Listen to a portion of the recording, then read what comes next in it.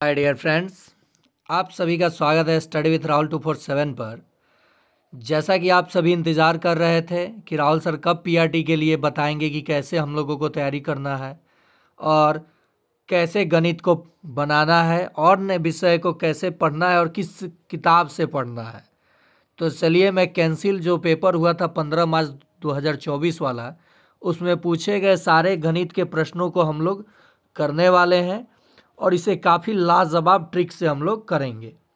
और साथ ही साथ जानेंगे हम लोग कि हम लोगों को सिलेक्शन टीआरई 4 में पीआरटी में कैसे मिलेगा और किस तरह से हम लोगों को चीज़ों को समझना है, पढ़ना है और साथ ही साथ 100+ स्कोर करना है। जी हाँ, 100+।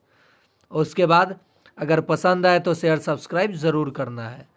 तो कैंसिल हुए पेपर के जितने गणित के प्रश्न थे, मैंने आज इसको कवर इस वीडियो में करूंगा और काफ़ी लाजवाब ट्रिक आपको सिखाऊंगा जिससे आपके सारे प्रश्न आसानी से बन जाएंगे। तो चलिए स्टार्ट किया जाए। पहला प्रश्न है आप लोगों का, एक वृत्त का क्षेत्रफल उसकी परिधि के 2 गुना है, वृत्त की त्रिज्या क्या है? मेंसुरेशन का सवाल है।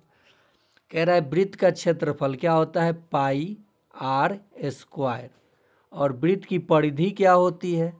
2 पाई आर। अब देखिए भाषा क्या कहा है कि क्षेत्रफल उसकी परिधि की 2 गुनी है। ये जो क्षेत्रफल है परिधि की 2 गुनी ये है, तो इसमें अगर 2 से गुना कर देंगे तो बराबर हो गया। उल्टा गुना किया जाता है क्योंकि ये 2 गुनी थी, तो परिधि में 2 से गुना करेंगे तब ना बराबर होगा। हो गया बराबर। पाई से पाई खत्म हो गया, उधर जाएगा तो काट देगा। 2 गो आर है यहाँ, देखिए आर गुना आर है।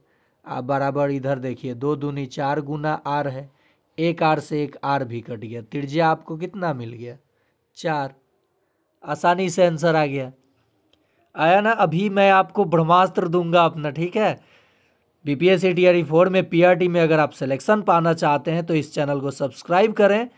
मैं खुद कैसे सिलेक्शन पाया इसी तरीके से आपको ये सारी चीज़ें, reasoning, math, geography, history, polity, आसानी से मेथड बताऊंगा कि क्या पढ़ना है और कम समय में बेटर तैयारी कैसे किया जा सकता है।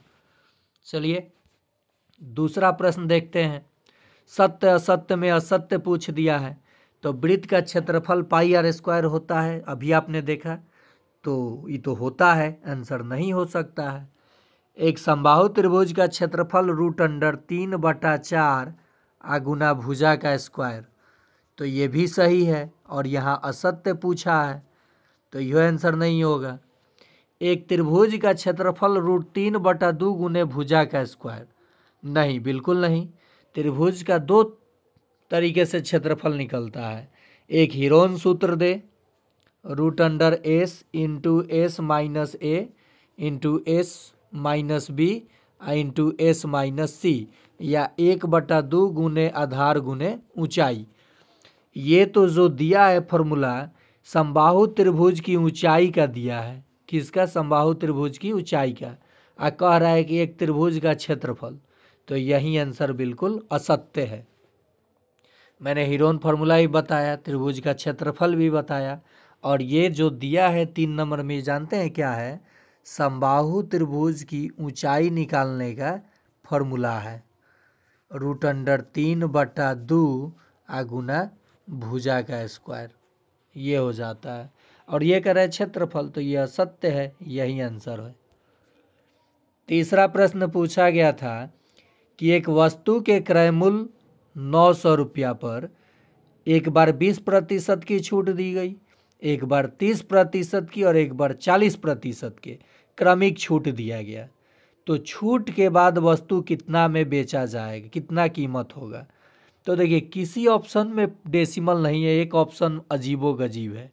मैं अगर तुक्का मारना होगा तो इसे रंग के निकल जाऊंगा, सही होगा तो होगा, नहीं होगा तो नहीं होगा, लेकिन यहाँ हम लोगों को ये ऑप्शन खलबली मचा देता है। और ये तो चलिए हम लोग तुक्का नहीं मारेंगे गणित में, गणित राहुल सर से पढ़ेंगे और ये चैनल को देखेंगे चाहे किसी सर से, और तब हम लोग बनाएंगे। यहाँ कोई ट्रिक ना लगाइए।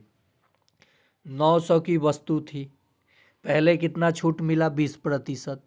कोई भी चीज़ 100% पे होता है, यानी 80% आपसे वो लिया, 20% छोड़ा तो कितना लिया, 80% आपसे लिया, तो प्रतिशत बटा में 100 आ गया, 00 से 00, 9×8 = 72, 720 रुपये अब दाम हो गया। अब फिर 30% की छूट दिया, तो 30% दिया 100 में, तो कितना बचा, 70 बचा, बटा 100, 00 से 00 कट जाएगा, 7 दूनी 14 के 4, हाथ में 1, 7 7 49 और 1 50, 504 आ गया। अब कह रहा है कि फिर 40% की छूट दिया, कितना पे, 504 पे, तो 504 गुना, देखिए 40% छोड़ा 100% में, तो लिया कितना, 60, अब बटा 100, 10 से 10 कटा, अब 10 रहने दीजिए, मत काटिए, आसान होगा गुना करना। देखिए 504 में 6 से जब गुना करेंगे तो 6 × 30, 6 × 24 और एक 0 है, देखिए 6 × 24 के 4, हाथ में 2, तो 0 से गुना करेंगे 6 को 0 से, तो 0 हो जाएगा, लेकिन हार्सिल जो 2 है वो तो रहेगा, 6 × 30, अब बटा में है 10, 1 0 1 डिजिट छोड़ के डेसिमल, यानी 302.4, यानी 302 रुपया 40 पैसा उसकी कीमत होगी। सी आंसर हो जाएगा। अब आप कहिएगा सर क्या इतना समय हम लोग लगाएंगे बनाने में, तो बहुत समय लग गया, तो कैलकुलेशन आपका फास्ट होना चाहिए। जैसे यहाँ देखिए, मैंने देखा कि 20% छूट दिया है, कोई भी चीज़ 100% पे होता है, 20% छोड़ा तो 80% तो आपसे लिया, तो 900 का पहले मैंने 80% निकाला, क्योंकि 20% तो छोड़ दिया है, काट दिया तो कितना आ गया हमारा, 9×8 = 72, 720। अब फिर 720 पे एक और छूट उसने दिया 30, तो यानी 70 बटा 100, 00 से 00, 7 दूनी 14 के 4, 7 7 49 और 1 50, 504 आया। फिर इस पे छूट दिया कितना का, 40 का, तो 60 बटा 100, कैलकुलेशन किया, हमारा आ गया 302 रुपया 40 पैसा। कितना समय लगा। ओके, ये कैंसिल जो पेपर हुआ था उसमें पीआरटी में ये गणित पूछा गया था। इसके पहले मैं गणित का पीआरटी में प्रश्न पूछा हुआ करा चुका हूँ, प्लेलिस्ट बना चुका हूँ। इस प्लेलिस्ट का लिंक इस वीडियो के डिस्क्रिप्शन में है। BPSC PRT, BPSC TRE 4 PRT playlist करके है, मैं दे दिया हूँ लिंक, वहाँ देखिए। और जो भी नया वीडियो अपलोड करूँगा इसी प्लेलिस्ट में आपको मिल जाएगा, और बेल आइकन दबा लीजिएगा तो नोटिफिकेशन आप पे चला जाएगा। और अंत में ये प्रश्न कराने के बाद बताऊंगा कि गणित आपको पढ़ना कहाँ से है, किस किताब से या कैसे। प्रथम 5 अभाज्य संख्याओं का योग। तो देखिए अभाज्य संख्या 2 से शुरू होता है, वैसी संख्या जिसके पास मात्र 2 गुणनखंड होने चाहिए, वह खुद और एक अन्य कोई न हो, तो 2 हो गया। 3 भी अभाज्य है, 5 भी अभाज्य है और 7 भी अभाज्य है, लेकिन 9 और 10 अभाज्य नहीं है, 11 है। तो देखिए 7 और 3 10, 5 और 2 7, 17, 17 और 11 28, आंसर क्या हो जाएगा, 28।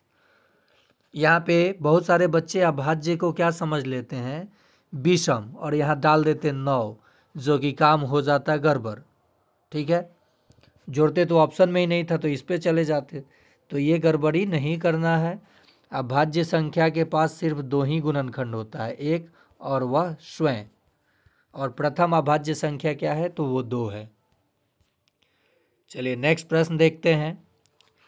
ये अनुपात पे आधारित एलसीएम एचसीएफ का जो आजकल ट्रेंडिंग प्रश्न बना हुआ है, जो एलसीएम एचसीएफ मैं पूरा आपको करा चुका हूँ। अब उस प्लेलिस्ट में पूरे बीपीएससी टीआरई 9, 10, 11, 12, 6 to 8, 1 to 5 का जो प्लेलिस्ट है उसका भी लिंक इस वीडियो में दे दिया हूँ। उसमें से भी आप गणित देख सकते हैं, जो गणित का सेक्शन होगा। ज्योग्राफी का अलग से पढ़ाऊँगा, पीआरटी को पार्ट बाई पार्ट करके पढ़ाऊँगा। कमेंट में आप सबका देखता हूँ, समय लगता है वीडियो बनाने में, एडिट करने में, ये सब सजाने में, तो थोड़ा सा आपको समय देना होगा चैनल पर, तब आपको सारी चीज़ें मिल जाएगा। उसके बाद जाइए एग्ज़ाम में और कलम तोड़ के, या जो ऑनलाइन होगा तो ऑनलाइन में माउस को तोड़ के चले आइएगा। यानी 100 स्कोर करना है, 80 प्लस तो इस चैनल पे जो जुड़े हैं उनका पक्का गारंटी के साथ आएगा पीआरटी में। चलिए देखते हैं इस प्रश्न को।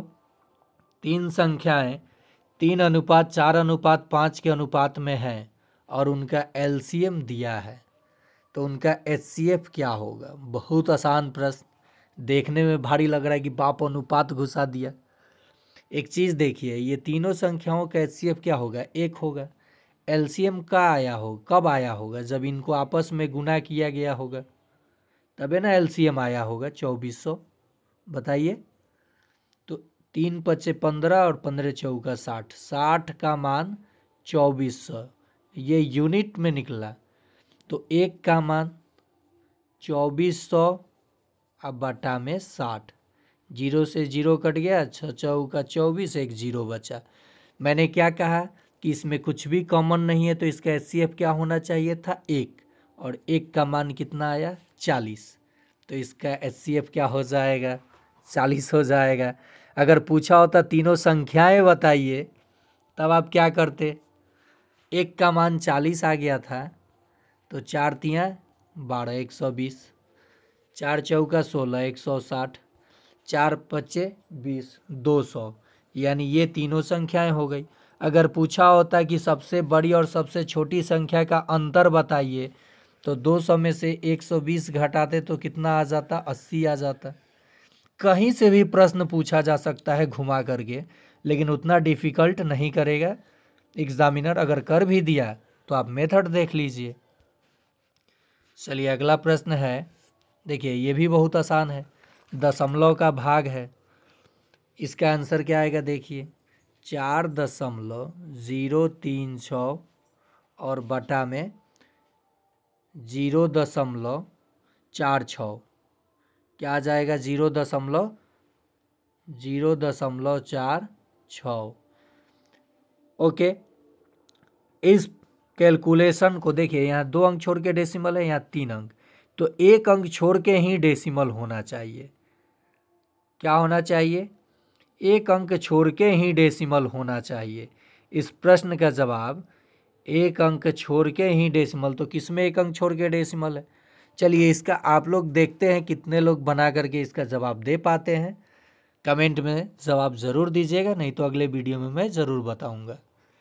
देखिए ये घनमूल निकालना है दशमलव वाले संख्या का, 0.0000216, 216 6 का घनमूल होता है, 6 का घन होता है, 6 का घन क्या होता है, तो कहेंगे 216। अब देखिए 3 3 का पेयर बनाइए, 3 और 3 6, डेसिमल 6 अंक छोड़ के है, तो 2 अंक छोड़ के इधर से डेसिमल होगा, तो एक 0 लगा दीजिए, दशमलव लगा दीजिए, आंसर हो जाएगा। तो 0.026 इसका उत्तर हो जाएगा। अगर मैं यहीं पे कहूँ कि आपको बताना है घनमूल 0.0000512 का, तो ये 8 का घन होता है, तो क्या करेंगे, 8 आएगो 0 लगा के दशमलव लगा देंगे, ये अच्छा लगने के लिए 0 लगाइए, क्योंकि इसकी कोई वैल्यू नहीं है, इसकी वैल्यू है। अब मैं अगर कहूँ यहीं पे, देखिएगा ध्यान से प्रश्न को, 0.12345 और उसके बाद 216 का घनमूल बताइए। 0.000000026, 216 इसको नहीं बोलना है। देखिए 3 3 6 और 3 9, 3 अंक छोड़ के डेसिमल देंगे, तो ये तो 6 का क्यूब है ही, 0 0 लगा के दशमलव लगा देंगे, आंसर हो जाएगा। एक तरीके से बहुत सारी चीज़ों को सीखा जा सकता है। 5 संख्याओं का औसत 27 है, 5 संख्याओं का औसत कितना है, 27 है। यदि एक संख्या हटा दी जाए, यानी एक संख्या हटा दी गई तो संख्या क्या हो गई, 4, तो औसत 25 हो जाता है। कितना, 25। तो निकाली गई संख्या क्या होगी, 27 से ये 25 कितना कम हुआ है, तो आप कहेंगे 2 कम हुआ है। इस संख्या में ये जो संख्या आया, इसमें 2 से गुना कीजिए। क्या कीजिए, 4 में 2 से गुना कीजिए, क्या हुआ 8, और 8 को 27 में पहली औसत में जोड़ दीजिए, आंसर आ जाएगा। 8 7 15 35। ये है ट्रिक राहुल सर का। चलिए आपको पूरा मेथड इसका मैं बता दूं। यहाँ देखिए, कह रहा है 5 संख्याओं का औसत 27 है, तो 5 गुना 27। ओके, 7 पचे 35 के 5, हाथ में 3, 5 दूनी 10 3 13, 135 आ गया। अब एक गो संख्या हटाई गई है, तो संख्या तो 4 गो बच गई है, जिसका औसत कितना दिया है 25। गुना करेंगे तो इनका योग कितना आ जाएगा 100। अब जब इसे घटा लेंगे तो जो हटाई गई संख्या है उसका मान हम लोगों को मिल जाएगा। 135 में से 100 घटा लिए तो आंसर कितना आ गया 35। देखिए वही आंसर आया। चलिए आगे देखते हैं प्रश्न को। अब माध्यक पे आ गया, दशमलव में दिया, मारिए आंसर खटाक से और निकलिए झटाक से, क्योंकि वही आंसर आएगा, लेकिन फिर भी चेक किया जाए। 34 47 29 41 33 69 का माध्यक है, तो पहले संख्या को, ये आंकड़े को बढ़ते या घटते क्रम में लिखना होगा। उसके बाद अगर संख्या 1 2 3 4 5 6 सम है तो बीच वाले दो संख्या को जोड़ के आधा कर दीजिए, आंसर आ जाएगा। या विषम है तो बीच वाला ही हो जाएगा। तो सबसे छोटका भैया इसमें दिख रहे हैं 29, बढ़ते क्रम में मैं सजा रहा हूँ। उसके बाद भैया दिख रहे हैं 33, उसके बाद बड़े भैया आ गए 34। तो देखिए गड़बड़ा ना दूँ भैया भैया करने में। 29 33 34, उसके बाद भाई साहब 41, उसके बाद लाट साहब 47, और उसके बाद मैनेजर साहब 69। 2 गो इधर से काट दीजिए, 2 गो इधर से काट दीजिए, इनको जोड़िए, आधा कर दीजिए। 4 1 5 4 3 7, 75 का आधा, 4 1 5 4 3 7, 75 का आधा 37.5, 37.5 उत्तर। समझ में आ गया होगा आपको। अगर ये आंकड़ा सम संख्या हो, बढ़ते क्रम में सजा लेंगे तो बीच में 2 गो संख्या होगा, उसको जोड़ के आधा कीजिएगा तो माध्यक यानी मीडियन आपको मिल जाएगा। इंग्लिश वाले भाई साहब ज़रूर देख लेंगे, मीडियन बोला जाता है। What is the median of 34 47 29 41 33 and 69। अगला प्रश्न, यहाँ दोसा नहीं, दो संख्याओं, दो अभाज्य संख्याओं का गुणनफल 117 है, उनका एलसीएम होना चाहिए। एक बात जान लीजिए कि 2 है और 3 है, ठीक, ये दोनों अभाज्य संख्या है। और अगर इनका एलसीएम जो है, एलसीएम बोला जाए निकालने को, तो आप कहेंगे सर 6 होगा एलसीएम। क्या होगा 6 होगा।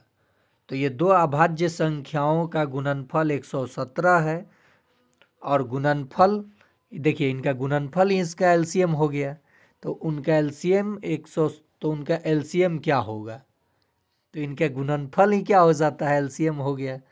तो यहाँ दो संख्याओं का गुणनफल 117 दिया है, उस संख्या हमको नहीं पता है, लेकिन उनका एलसीएम ही पूछा है, तो क्या हो जाएगा 117 ही हो जाएगा। अगर एचसीएफ पूछा होता तो दो अभाज्य संख्याओं का एचसीएफ हमेशा क्या होता है, 1 होता है। लेकिन ये सवाल देखिए कितना लाजवाब घुमा दिया है। क्या है कि ये दोसा नहीं, दो अभाज्य संख्याओं का गुणनफल 117 है, यानी आप 5 और 7 को भी लीजिएगा और इसका एलसीएम जब निकालिए तो गुणनफल ही इसका एलसीएम होगा ना, इसका गुणनफल। तो देखिए गुणनफल जो है वही अभाज्य संख्याओं का एलसीएम हो जाएगा। ऐसे पूछा होता अगर, तो दो अभाज्य संख्याओं का महत्तम समवर्तक 1 होता है। चलिए अगला प्रश्न, x का मान बताना है। 1/3 जोड़ 1/2 और जोड़ 1/x बराबर में 4 है। बराबर में कितना है, 4 है। इसके अकॉर्डिंग जो दिया है प्रश्न, इसके अकॉर्डिंग देखते हैं। तो x का मान बताना है। चलिए अंक को अंक के तरफ ले जाएंगे हम लोग। ये 4 है, इधर उधर जाके ये घटाव हो जाएगा। 1/x बराबर, इस पूरे को उठा के लेके जाते हैं उधर, तो दोनों प्लस में, उधर जाके माइनस। 1/3 जोड़ 1/2। ओके, यहाँ कुछ नहीं तो 1 है। अब ज़रा देखिए 1/x बराबर एलसीएम 3 2 1 का क्या होगा, 6 होगा। चलिए उसी का पहले एलसीएम कर लेते हैं, उन्हीं का एलसीएम। चलिए पूरा का भी करिएगा तो कोई दिक्कत नहीं होगा।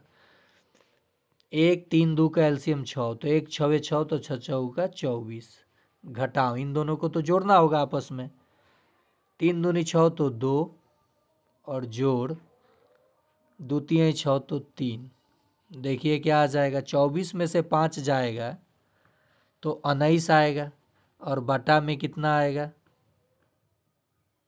बटा में कितना आएगा, 6 आएगा। तो देखिए 1/x का मान 19/6 है। किसका मान है, 1/x का मान 19/6 है। तो x का मान ये उल्टा पलट जाएगा, रिवर्स हो जाएगा। x बराबर 6/19, 6/19। क्या किया मैंने, ये तो linear equation in one variable था। 1/x लिखा, और उधर कुछ नहीं तो 4 के नीचे 1 छुपा है। ये दोनों प्लस में था, उधर गया तो माइनस। 1/3 जोड़ 1/4 2। यहाँ क्या हो जाएगा मेरे भाई, 2। अब एलसीएम जब लिया मैंने तो 6 आया। 1 के पहाड़ा 6 बार, तो 4 के पहाड़ा 6 बार। घटाओ, 3 के पहाड़ा 2 बार 6 कब आएगा, 2 बार पढ़ने पे, तो 1 के पहाड़ा 2 बार, 2 के पहाड़ा 3 बार, तो 1 के पहाड़ा 3 बार। बस यहाँ 24 में से ये 3 2 5 माइनस होगा, तो 19/6 आ गया 1/x का मान। तो x का मान हो जाएगा, ये x का मान ऊपर जाएगा x, तो ये नीचे आ जाएगा, 6 ऊपर चला जाएगा। इधर देखिए, इधर आ जाएगा, ये नीचे आ जाएगा, यानी 6/19 आंसर हो जाएगा। मैं कहूँ अगर कि 1/x बराबर 5/3 है, x का मान बताइए, तो आप क्या कहेंगे, 3/5 कहेंगे आंसर। चलिए अगला प्रश्न देखते हैं। एक छात्रा के अंक, यहाँ क्या होगा, अंक मिसप्रिंट है। एक छात्रा के अंक गलती से 63 के बजाय 83 दर्ज हो गए।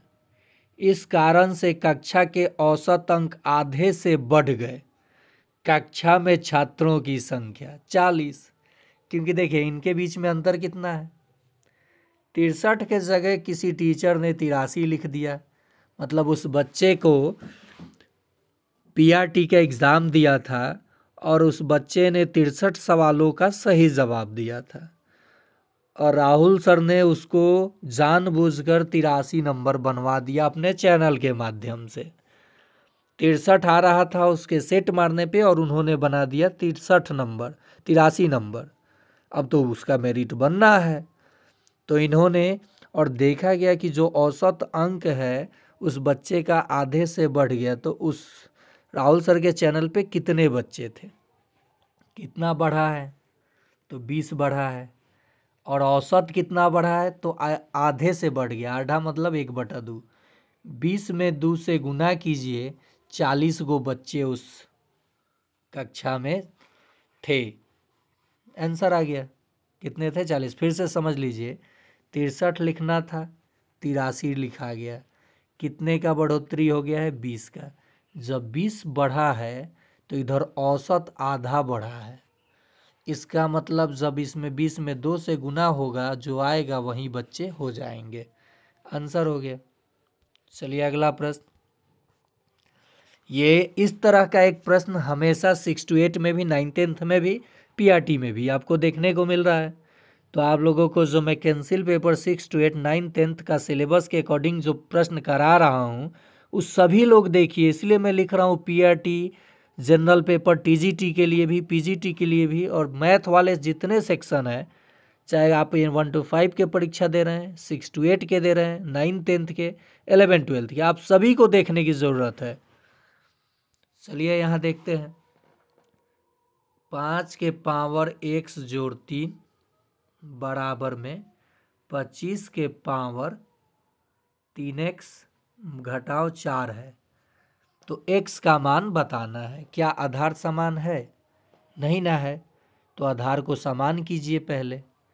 x जोड़ 3 बराबर 25 को 5 का स्क्वायर लिख सकते हैं, और फिर इसके पावर में है 3x घटाव 4।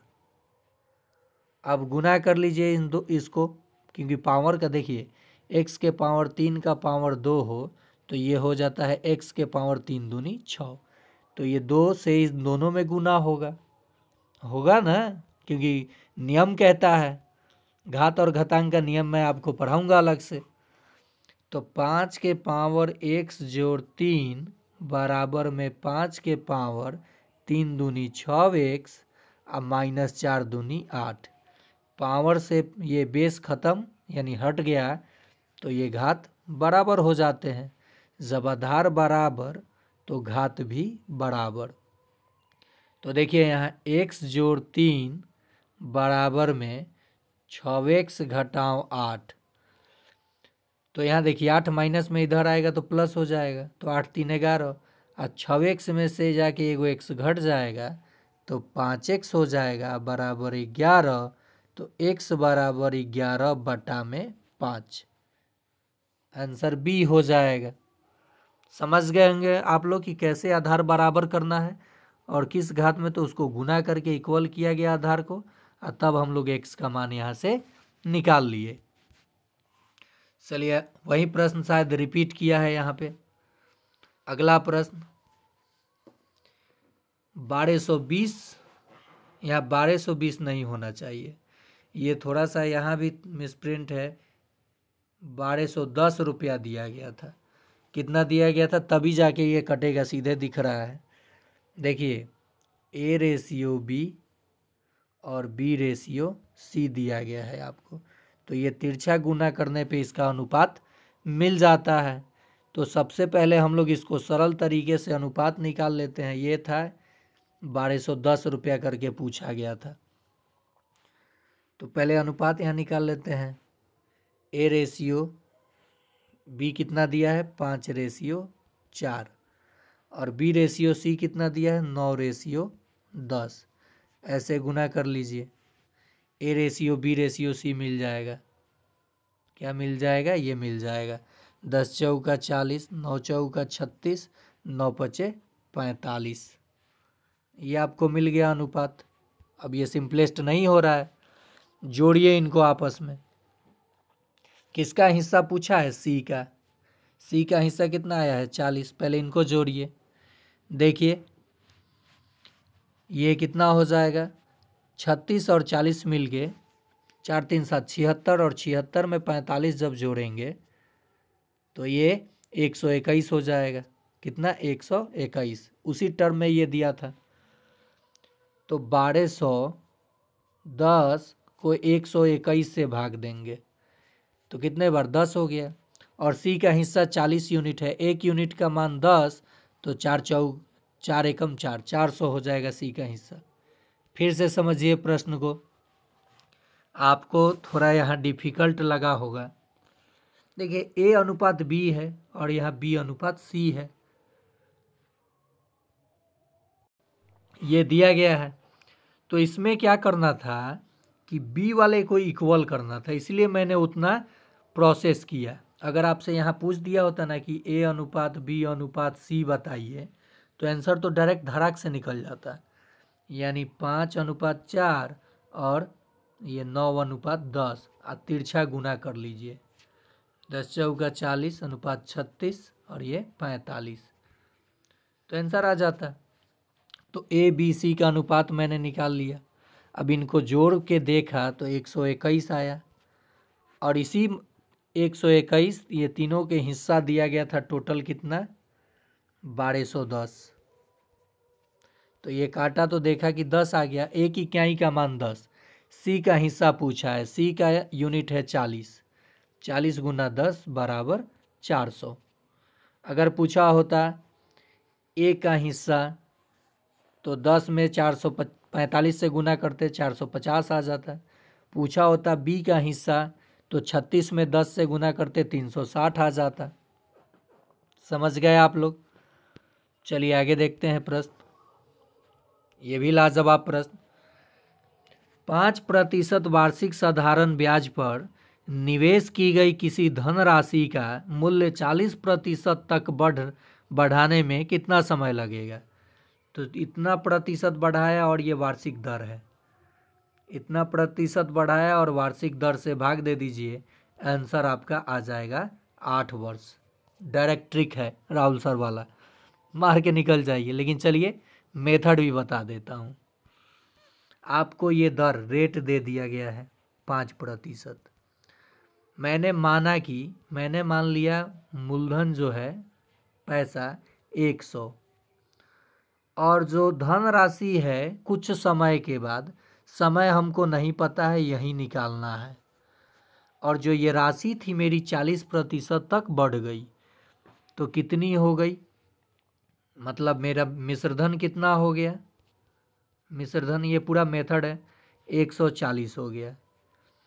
तो ये बताइए कि 100 रुपया था 140 हो गया, तो मुझे ब्याज के रूप में कितना मिला, ब्याज कितना मिला मेरे भाई, 40 रुपया मिला होगा। और समय का फॉर्मूला होता है, समय का, टाइम का, यहाँ टाइम कर देता हूँ, इंटरेस्ट लिख दिया। टाइम का जो फॉर्मूला होता है interest into 100 by rate into, देखिए interest into 100 by rate into principal. तो इंटरेस्ट 40 है, 40 गुना 100, अब मूलधन भी 100 माना हूँ, और यहाँ रेट कितना है 5, तो 100 से 100 कट गया, 40/5 यानी 8 ही आएगा। तो ये मेथड था। और ट्रिक, जैसे मैंने ट्रिक पहले इसलिए बताया कि जब भी कोई प्रश्न आए कि इतने प्रतिशत वार्षिक ब्याज की दर से कोई धनराशि इतना प्रतिशत तक बढ़ गया, तो समय बताइए। मान लीजिए 10% वार्षिक ब्याज की दर से कोई धनराशि 60% बढ़ गया, कितने समय में बढ़ा होगा। तो आप कहेंगे 0 से 0 कटा 6 साल में। अगर मैं कहूँ कि 20% की वार्षिक ब्याज की दर से निवेश की गई राशि, धन राशि का मूल्य 70% बढ़ गया, तो समय बताइए। 0 से 0 कटा और 7 में 2 से भाग देंगे तो 3.5 वर्ष, यानी 3 साल 6 माह, ये आंसर हो जाएगा। चीज़ों को मैं सिखाऊंगा ना, आप टेंशन ना लीजिए, टेंशन को गोली मारिए। और पीआरटी में सिलेक्शन के लिए पीआरटी में सिलेक्शन के लिए आप ज्वाइन कीजिए स्टडी विथ राहुल 247 को। ज्वाइन करने का मतलब केवल सब्सक्राइब बेल आइकन दबा लीजिए। अभी आप ज्वाइन करेंगे तो पैसा मांगेगा, और बिना पैसा खर्च किए मैंने वादा किया है कि इस चैनल के माध्यम से जो भी तैयारी करेगा बंदा, उसका सिलेक्शन नहीं हुआ तो समझिए कि मेरा नहीं हुआ। ओके, चलिए हम लोग जिस प्रश्न पे थे वहाँ आते हैं, वहाँ का प्रश्न देख लेते हैं। अगला प्रश्न है, 2 घनों के आयतनों का अनुपात दिया है, उनके सतह के क्षेत्रफल का अनुपात पूछा है। देखिए सबसे पहले आप जानिए कि घन का आयतन होता है भुजा का क्यू, और इसके x एगो घन तो क्यू, जिसका मान दिया है तो इसका घनमूल निकाल लीजिए, भुजा हो जाएगा। यानी घनों के आयतनों का अनुपात दिया है क्यूब रूट 8 और क्यूब रूट 27 करेंगे तो 2:3 इनकी भुजाओं का अनुपात आ गया। अब कह रहे हैं उनके सतह के क्षेत्रफलों का अनुपात। सतह कहे तो समझिए कि कुल सतह का ही बात कर रहा है। कुल सतह का क्षेत्रफल होता है 6 गुने भुजा का स्क्वायर, तो इसमें भी तो 6 होगा, तो 2 दूनी 4 और 3 तिरी का 9, 4:9 हो जाएगा। नहीं समझे, देखिए जो मैं 6 गुने भुजा का स्क्वायर यानी 4, 2 का स्क्वायर 4 अनुपात, फिर 6 गुना भुजा का स्क्वायर यानी 3 का स्क्वायर 9, 6 से 6 खत्म, 4:9 बच गया, यही आंसर हो गया। तो इस प्रश्न पे अगर मैं कहूँ, देखिए गला दुखने लगा, 2 घनों के आयतनों का अनुपात 64:125 है तो उनके सतह के क्षेत्रफलों का अनुपात। तो इसका 64 किसका घन है? 4 का। और 125 किसका घन है? 5 का। अब इनका वर्ग कर देंगे तो क्षेत्रफलों का अनुपात आ जाएगा। यही तो आंसर यहाँ था। देखिए, वक्र पृष्ठ का भी क्षेत्रफल पूछता, सतह का क्षेत्रफल, तब भी वही अनुपात आता, 4:9। इसका घन किए, घनमूल तो 2 आया और इसका 3 आया। 2 का वर्ग किए और 3 का वर्ग किए तो ये 4 आया और ये 9 आया। यही सतह का क्षेत्रफल होगा। ओके, चलिए, इसका तो मान आसानी से आपको रख के पी का मान बताना है। एक्स का मान 3 है, वाई का मान -2 है। तो देखिए, एक्स के जगह पे आपको 3 रखना है, वाई के जगह पे -2 रखना है और पी का मान बताना है। ठीक है, देखते हैं। 4 गुना पी, एक्स का मान कितना है? 3, घटाओ 3 गुना वाई का मान कितना है? -2 बराबर में 12। ये देखिए, 4 तियाँ 12 पी और ये माइनस माइनस प्लस 6 बराबर 12। तो देखिए, 6 जाके घटेगा 12 में से, जोड़ में है, अंक के तरफ अंक को ले जाइए।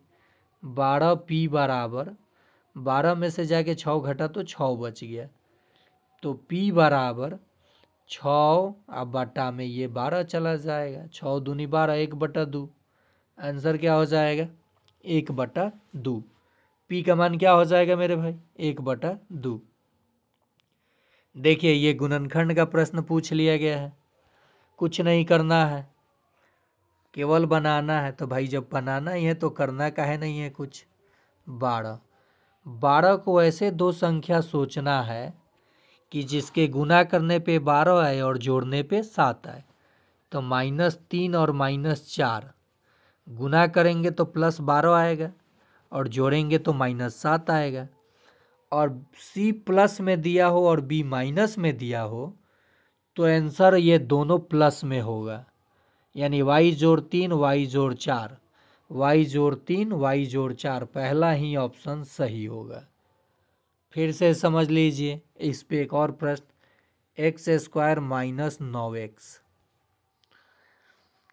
ठीक है, और यहाँ 14 है। इसका गुणनखंड बताना है। तो 14 कब आएगा?